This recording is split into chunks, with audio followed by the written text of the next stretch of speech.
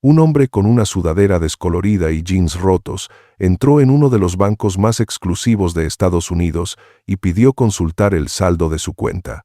El gerente se rió en su cara, lo llamó mendigo y ordenó al equipo de seguridad que lo expulsara de las instalaciones de inmediato. Sin embargo, lo que absolutamente nadie en ese lujoso vestíbulo de mármol sabía era la impactante verdad detrás de esa apariencia descuidada. El hombre al que despreciaban y del que se burlaban sin piedad era Clint Eastwood, uno de los actores y directores más legendarios y famosos de todo el planeta, con una fortuna calculada en $400 millones. Pero el secreto más grande es que él era el dueño silencioso del 34% de las acciones de la misma institución bancaria que acababa de humillarlo de forma tan pública. En menos de una hora, el gerente dejaría de reírse por completo. Pasaría de la soberbia absoluta a suplicar, y no precisamente por dinero, sino por un poco de piedad y misericordia al descubrir la verdadera identidad de su víctima. La ropa que Eastwood llevaba puesta esa mañana de martes no formaba parte de ningún disfraz elaborado o una actuación. Eran, simplemente, sus prendas cotidianas y favoritas. Llevaba una sudadera negra vieja con un pequeño agujero cerca del codo izquierdo, unos pantalones de mezclilla gastados y suavizados por miles de viajes en motocicleta y mañanas tranquilas preparando café en la soledad de su hogar, además de unas botas marrones desgastadas y arrugadas por los años de caminar a través de un mundo que nunca supo qué hacer con él. Su cabello canoso colgaba descuidado y su barba espesa hacía que los cajeros lo vigilaran de cerca. Esta era su realidad diaria. Hollywood lo conocía como una estrella incorruptible que prefería la invisibilidad frente al destello superficial de la fama. Antes de continuar, me gustaría saber desde dónde nos escuchas. Y si no quieres perderte este tipo de relatos, dale like y suscríbete.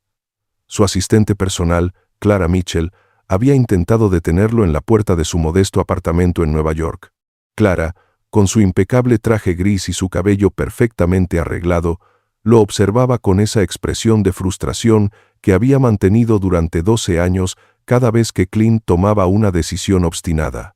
Ella se ofreció a enviar a los abogados o ir ella misma en su lugar, argumentando que él parecía alguien que había dormido debajo de un puente. Clint, mirándose al espejo y pasando sus dedos por su cabello alborotado, simplemente respondió que su madre quería que fuera él en persona, ni los abogados ni nadie más. El sobre marrón sobre el mostrador de la cocina contenía la última voluntad de Margarita Eastwood, quien se lo había entregado en su lecho de muerte 2 meses atrás. Ella había pasado 40 años educando a jóvenes mentes como maestra y no iba a dejar de dar instrucciones morales solo por estar muriendo. Su petición fue clara: llevar ese sobre al First National Heritage Bank, revisar la cuenta y asegurarse de mantener vivo el fondo de becas para estudiantes de comunidades vulnerables que querían ser maestros. Su última advertencia fue que fuera vestido exactamente como era él mismo, con su sudadera y jeans viejos, sin cambiar absolutamente nada. Si el banco lo trataba con dignidad vistiendo así, merecían conservar su dinero, si no, él sabría exactamente qué hacer. Era la última prueba de Margarita, una maestra que ahora evaluaba la decencia humana de una corporación financiera desde el más allá. Clint no tenía conocimiento detallado de la existencia de esa cuenta bancaria específica hasta que recibió el sobre marrón de manos de su madre. Margarita había mantenido este proyecto en absoluto secreto durante 40 años, depositando rigurosamente una parte de su salario de maestra mes tras mes con un único propósito en mente: crear oportunidades educativas. El total acumulado ascendía a la cantidad exacta de $487,263, el resultado de 40 años de puros sacrificios personales. Cada moneda que Margarita decidió no gastar en sí misma a lo largo de su vida adulta fue invertida directamente en el futuro de jóvenes que deseaban transformar el mundo a través de la enseñanza. Viajó en transporte público hasta cumplir los 72 años, porque consideraba un desperdicio gastar en un automóvil privado. Usó el mismo abrigo de invierno durante 15 años, remendando los agujeros ella misma con hilos que ni siquiera combinaban con el color de la tela. Cenó arroz y frijoles 5 noches a la semana para destinar el dinero restante de la despensa a esa cuenta especial. Sus anteojos de lectura estaban unidos con cinta adhesiva y su viejo televisor tardaba 5 minutos enteros en encenderse. Ella pudo haberle pedido cualquier cantidad de dinero a Clint en cualquier momento, sabiendo perfectamente que su hijo tenía una fortuna de $400 millones y habría firmado un cheque sin parpadear. Pero Margarita no era esa clase de persona. Ella quería demostrar que el salario de una maestra, administrado con paciencia y amor, podía cambiar vidas. Ahora Clint se dirigía al banco para asegurar la supervivencia de ese legado y planeaba añadir $10 millones de su propio dinero para transformarlo en una fundación eterna. Lo que casi nadie sabía era que Clint, a través de su fondo de inversión Archer Capital, administrado en secreto por Clara, poseía el 34% de las acciones de la compañía matriz del banco. Su nombre no aparecía en los registros públicos y la junta directiva solo conocía al fondo financiero, jamás al actor detrás de él. Mientras conducía su vieja camioneta Ford del año 2009, Clint miró la cicatriz en su mano derecha. Esa marca limpia en su piel lo transportó a cuando tenía 22 años. Estaba quebrado y dormía en su automóvil en Los Ángeles. En ese entonces recibió su primer pago como actor por $3,200. Al intentar cobrarlo en un banco con sus jeans rotos, la cajera lo acusó en voz alta de presentar un cheque falso y ser un indigente. El guardia de seguridad lo arrastró con violencia hacia la salida, provocando que su mano se cortara profundamente con el borde metálico del mostrador, dejando caer sangre sobre el mármol mientras su cheque terminaba en la basura. En esa acera, herido y olvidado, se prometió que si algún día lograba tener dinero, jamás cambiaría su forma de vestir para ganarse el respeto de los demás, pues el respeto debía ser gratuito y universal. Al llegar al estacionamiento del First National Heritage Bank, el contraste era evidente. Entre relucientes vehículos de marcas de lujo como Mercedes, Porsche y BMW, Clint estacionó su vieja camioneta Ford con la transmisión desgastada y una luz trasera rota. El vehículo parecía sacado de un deshuesadero directo a un lugar donde claramente no encajaba. El viento frío de noviembre golpeaba su sudadera mientras contemplaba el imponente edificio de piedra, vidrio y bronce, diseñado con el único fin de comunicar que el dinero habitaba allí y que cualquiera sin fortuna era un intruso. Al cruzar las puertas giratorias, el vestíbulo se presentaba como una auténtica catedral de la riqueza, con pisos de mármol pulidos al espejo, lámparas de cristal resplandecientes y una fuente decorativa cuyo murmullo constante simulaba el sonido del dinero. El aire estaba impregnado con aromas a cuero fino y flores frescas. De inmediato, todas las miradas se posaron en él, no por reconocimiento, sino por la absoluta incredulidad de ver a un hombre desaliñado, con barba espesa y ropa desgastada, en una institución que exigía saldos mínimos altísimos. Clint caminó con calma hacia el mostrador principal, dejando huellas tenues en el piso pulido, colocó el sobre marrón y solicitó revisar el saldo de la cuenta. La cajera se congeló por completo, con los dedos suspendidos sobre el teclado y debatiéndose entre la cortesía profesional y la repulsión evidente. Antes de que pudiera articular palabra alguna, una voz fría y afilada interrumpió el silencio desde atrás. Era el gerente de la sucursal, Bradley Harrison, un hombre de 42 años con el cabello perfectamente peinado hacia atrás, ojos azules calculadores y un traje azul marino hecho a la medida que destilaba opulencia.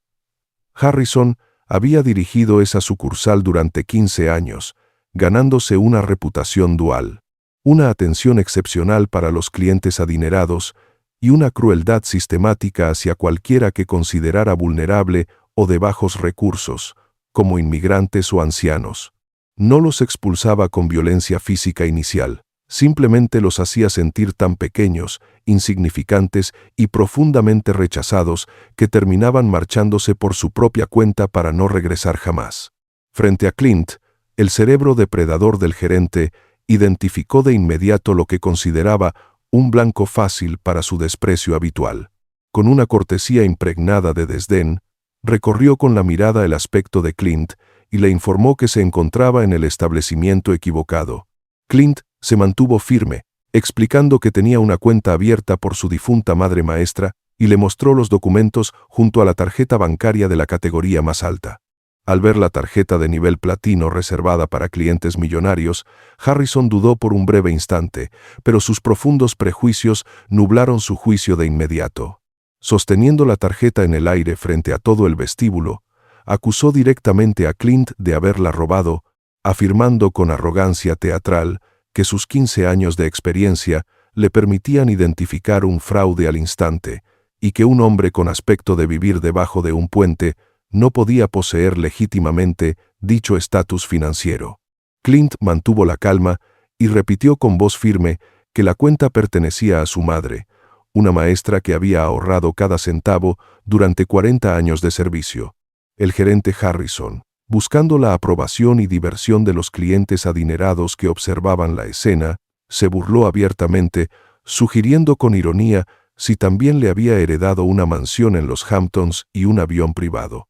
El comentario desató risas apagadas entre el público del vestíbulo, validando la crueldad del gerente, quien ordenó a Clint que se sentara en la esquina más apartada y fría del lugar, cerca del armario de limpieza y el baño, advirtiéndole que llamaría a las oficinas centrales para verificar el supuesto fraude y que la policía sería el siguiente paso si confirmaba sus sospechas. Lanzó la tarjeta sobre el mostrador de mármol, la cual se deslizó peligrosamente hasta el borde, pero Clint la atrapó con suavidad, valorándola profundamente porque las manos de su madre la habían tocado con amor durante décadas. Se sentó en la fría silla de metal, colocó el sobre en su regazo y leyó la carta de Margarita. En ella, su madre le recordaba con caligrafía temblorosa que el mundo a menudo juzgaría a las personas por sus ropas o zapatos, intentando hacerlas sentir inútiles, pero que su valor real residía en su interior. Le pedía mantener vivo su sueño de ayudar a los niños y recordar siempre que la dignidad no se recibe de los demás, sino que se lleva con orgullo dentro de uno mismo. Mientras Clint releía esas palabras, pasaron más de 25 minutos en los que permaneció completamente invisible para el entorno vibrante del banco. Observó cómo Harrison atendía de inmediato y con sonrisas a un hombre que llegó mucho después que él, ofreciéndole café de cortesía sin pedirle identificaciones adicionales. También vio a la cajera principal, Chelsea Lawson, compartir burlas silenciosas con el gerente mientras lo miraban desde la distancia. Una cliente de la alta sociedad, Patricia Langford, vestida con un costoso traje de diseñador y adornada con diamantes, se quejó ruidosamente con el gerente, afirmando que la presencia y el aspecto de Clint arruinaban por completo su experiencia en el banco y exigió saber cuánto tiempo más permitirían que se quedara allí sentado. Harrison asintió con total sumisión y simpatía ante la acaudalada mujer, asegurándole que se encargaría de la situación de inmediato. Otra cliente madura, Diana Prescott, mostró una ligera incomodidad y culpa al mirarlo, sugiriendo por un momento que podría acercarse a mostrar un mínimo de compasión humana, pero finalmente prefirió aferrarse a su bolso de diseñador y retirarse en silencio, sumando el eco de sus tacones a la cadena de pequeñas traiciones sociales de esa mañana. Clint recordó entonces las mañanas de su infancia, cuando su madre, vistiendo uno de los 3 únicos vestidos que poseía, le empacaba el almuerzo y le recordaba que nadie podía arrebatarle su dignidad, a menos que él mismo decidiera entregarla voluntariamente al enemigo. Transcurridos 32 minutos de humillación silenciosa, Harrison llamó finalmente a Clint, no para atenderlo en un espacio privado o cómodo, sino en un escritorio secundario expuesto a la vista de todos. El gerente adoptó una postura clínica frente a las cámaras de seguridad y reiteró que Clint no tenía pruebas suficientes ni el aspecto adecuado para pertenecer a una institución financiera de ese calibre.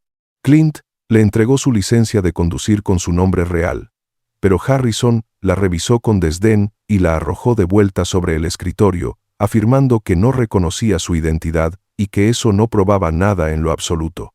Cuando Clint insistió en el origen honrado del dinero proveniente del trabajo de su madre en la escuela primaria Lincoln, Harrison escaló su crueldad al máximo, preguntando con veneno si su madre en realidad había robado un banco o vendido sustancias ilícitas para conseguir esa fortuna. Las palabras hirieron profundamente el espacio sagrado donde Clint guardaba el recuerdo de su madre, provocando que su puño derecho se cerrara con fuerza bajo el escritorio, mientras la vieja cicatriz de su juventud latía con fuerza. A pesar del dolor emocional, Clint mantuvo su rostro completamente sereno y bajo control. Sabía que el dispositivo oculto en su bota estaba registrando cada palabra de la conversación y entendía que la verdadera justicia requería paciencia, ya que actuar de forma impulsiva transformaría el acto en una simple venganza personal. La cajera Chelsea se acercó para murmurar algo al oído del gerente, mostrando una sonrisa burlona que imitaba a la perfección la actitud de su superior. Acto seguido, Harrison anunció en voz alta a todo el vestíbulo que congelaría la cuenta debido a sospechas fundadas de fraude, disculpándose fraudulentamente con el público por la presencia de personas que intentaban apoderarse de lo que no les pertenecía. Varios clientes asintieron con satisfacción al ver confirmados sus prejuicios clasistas, mientras otros mantuvieron un silencio cómplice. Diana Prescott, quien había regresado al vestíbulo impulsada por su propia conciencia tras haber llegado a su automóvil, observaba la injusticia con las manos temblorosas sin atreverse a intervenir activamente. Harrison sentenció finalmente que Clint jamás obtendría un solo centavo de ese banco. Al buscar una mirada de compasión entre la multitud, Clint solo encontró indiferencia y desprecio, con personas adineradas sonriendo como si presenciaran un espectáculo de entretenimiento dominical en pleno piso de mármol. El gerente ordenó entonces al guardia de seguridad, un hombre de 55 años, llamado Jerome Carter, que expulsara a Clint del edificio de inmediato. Carter se congeló. Llevaba 11 años trabajando allí para asegurar una pensión que protegiera a su familia y pagara las universidades de sus 2 hijos, atrapado en la terrible ecuación de que el silencio era vital para su supervivencia laboral. A pesar de sentir una vergüenza profunda por haber presenciado años de abusos similares por parte del gerente hacia personas vulnerables, el guardia avanzó hacia Clint debido a la presión de sus obligaciones económicas.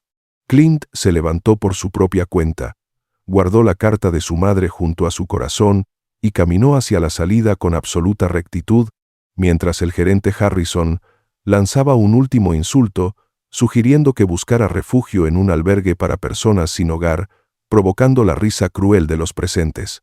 Al salir, el guardia Carter recogió el sobre marrón que se había caído, se lo entregó en silencio y ambos compartieron una mirada de mutuo entendimiento humano antes de que las puertas automáticas se cerraran.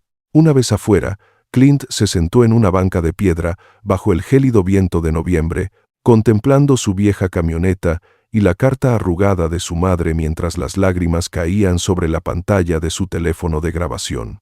Los transeúntes y clientes de negocios lo ignoraban por completo, repitiendo la misma invisibilidad cruel que había sufrido 38 años atrás en California. Activó el teléfono y llamó a Clara con una instrucción clara e inapelable: convocar a todo el equipo legal, de seguridad y contactar de inmediato a Patricia Callaway, la directora regional de la institución bancaria. Debía informarle que Clint Eastwood, dueño del 34% de las acciones de la corporación a través de su fondo financiero, se encontraba en una banca del estacionamiento tras haber sido humillado e insultado por el gerente de la sucursal de Lexington.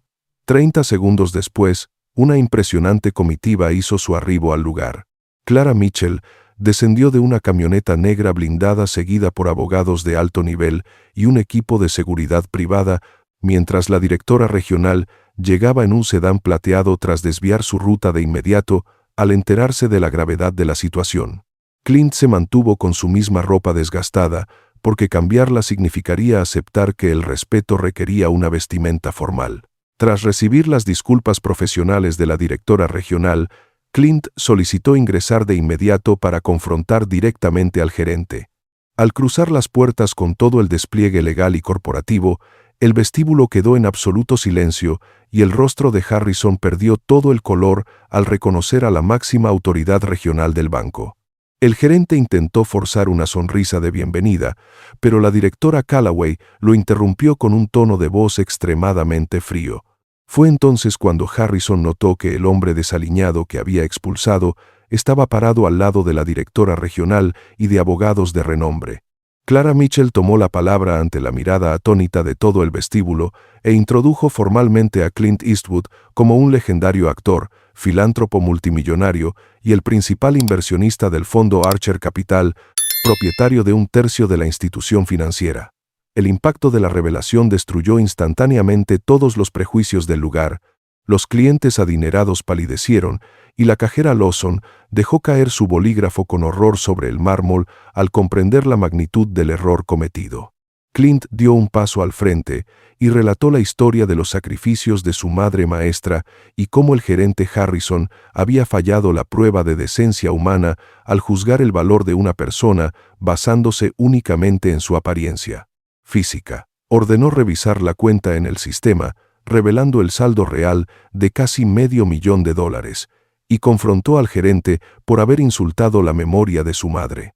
Clint mostró la cicatriz de su mano a todo el vestíbulo, recordando que la dignidad debe ser un derecho gratuito y universal, y citó una frase de su madre: una persona que trata de forma diferente a un mesero y a un director ejecutivo carece por completo de carácter. La directora regional ordenó una reunión inmediata en la oficina principal, donde se revisaron las grabaciones de seguridad que desmentían el reporte falso que el gerente había intentado registrar para protegerse.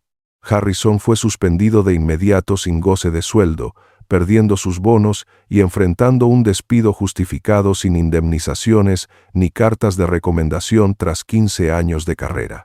La cajera Chelsea recibió una severa amonestación por su complicidad silenciosa, mientras el guardia Carter renovó su compromiso de alzar la voz ante las injusticias futuras antes de su jubilación. Diana Prescott presentó una queja formal como testigo ocular del atropello.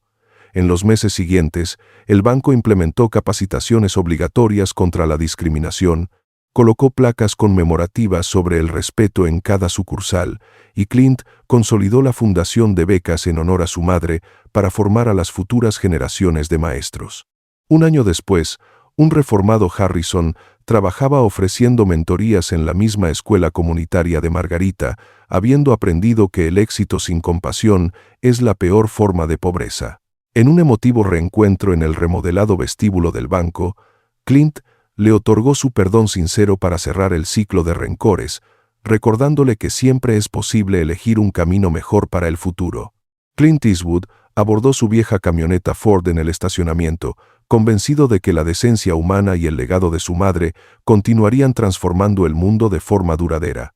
Si este relato te ha gustado y te ha conmovido, no olvides de suscribirte para no perderte los próximos relatos de Clint Eastwood. Gracias por acompañarnos. Nos vemos en la próxima.